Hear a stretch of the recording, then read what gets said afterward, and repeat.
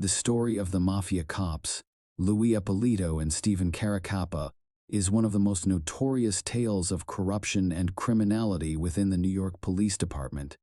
Their early lives leading up to their involvement in organized crime set a complex backdrop to their later actions. Being born in 1948 in Brooklyn, New York, Eppolito grew up in a family deeply entwined with the Mafia. His father, Ralph Eppolito, was a member of the Gambino crime family. This familial connection to organized crime significantly influenced Eppolito's early life and his perceptions of the Mafia. Despite this, Eppolito initially sought a different path. He pursued a career in law enforcement, joining the NYPD in 1969. This decision seemed like a deliberate attempt to distance himself from his family's criminal legacy. He quickly made a name for himself as a charismatic and effective officer, despite the shadow of his family's mob connections. He was known for his flamboyant personality and a certain brashness that often put him at odds with his superiors. Nevertheless, his apparent dedication to the job earned him commendations and respect from many of his peers. Stephen Caracappa, born in 1941, had a less direct connection to organized crime in his early life compared to Eppolito. He was raised in a working-class family in Brooklyn and seemed to have a relatively normal upbringing. Caracappa joined the NYPD in 1969, the same year as Eppolito. Caracappa's early career in the police force was marked by a rise through the ranks, eventually leading him to the prestigious organized crime homicide unit, where his path crossed with Eppolito's. His work here involved investigating the very type of criminal enterprises that Eppolito was privately associated with. The turning point for Eppolito and Caracappa came when they were both assigned to the Brooklyn Warrant Squad. It was during this time that they began to use their positions within the NYPD to aid the Mafia, particularly the Lucchese crime family. This relationship was reportedly initiated by Eppolito, who leveraged his family connections. Their activities started with leaking sensitive information to the Mafia, including the names of informants and details of ongoing investigations. This breach of trust led to several murders, as the mob used this information to eliminate threats to their operations. Their involvement with the Mafia and nature of their crimes deepened. Eppolito and Caracappa didn't just pass information, they actively carried out hits for the mob. They're involved in at least 8 murders, either by directly committing them or by facilitating them. Their methods were cold and calculated, using their police credentials to locate and apprehend the victims, who were then handed over to the Mafia. Israel Greenwald was a small-time jeweler and an alleged informant for the Federal Bureau of Investigation. His involvement supposedly centered around providing information on Mafia activities. This made him a target for the Mafia, specifically the Lucchese crime family, with whom Eppolito and Caracappa were secretly associated. In 1986, Greenwald was lured into a trap under the guise of a routine traffic stop by Eppolito and Caracappa, who were acting on behalf of the Lucchese family. Believing he was dealing with a standard police procedure, Greenwald complied, only to be kidnapped.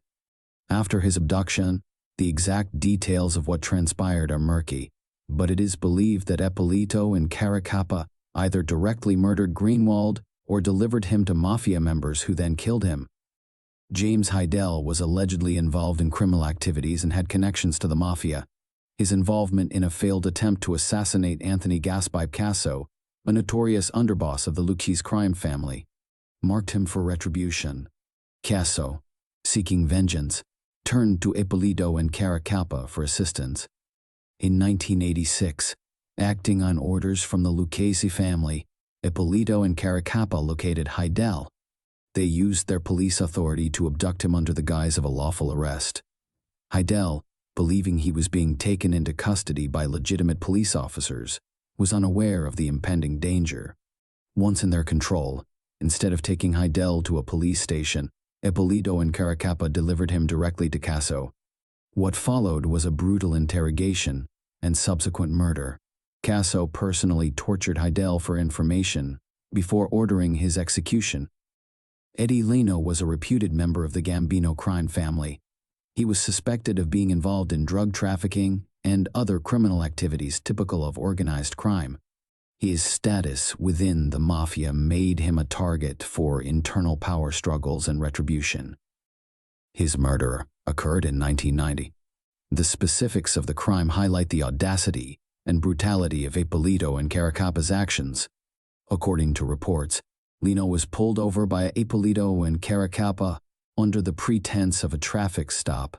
Believing that he was being stopped by law enforcement officers, Lino was likely caught off guard. Eppolito and Caracappa then executed Lino by shooting him. Nicholas Guido was a 26-year-old phone company worker living in Brooklyn, New York. He led a regular life, but was targeted in a case of mistaken identity. On Christmas Day, 1986, after having his address provided to mob contacts by Eppolito and Caracappa, the innocent Nicholas Guido was outside his home, showing his new car to family members, when a gunman drove by and shot him, killing him instantly. The true horror of the mistake became apparent soon after, as it was revealed that the young man had no ties to organized crime and was simply a victim of a tragic misidentification. The downfall of Eppolito and Caracappa began with a breakthrough from Burton Kaplan, a convicted drug dealer and Mafia associate.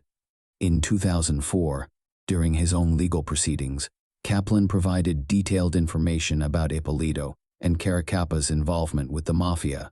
He revealed how the detectives had been on the payroll of the Lucchese crime family and had committed various crimes on behalf of the Mafia. Following Kaplan's revelations, law enforcement agencies, including the FBI, intensified their investigations.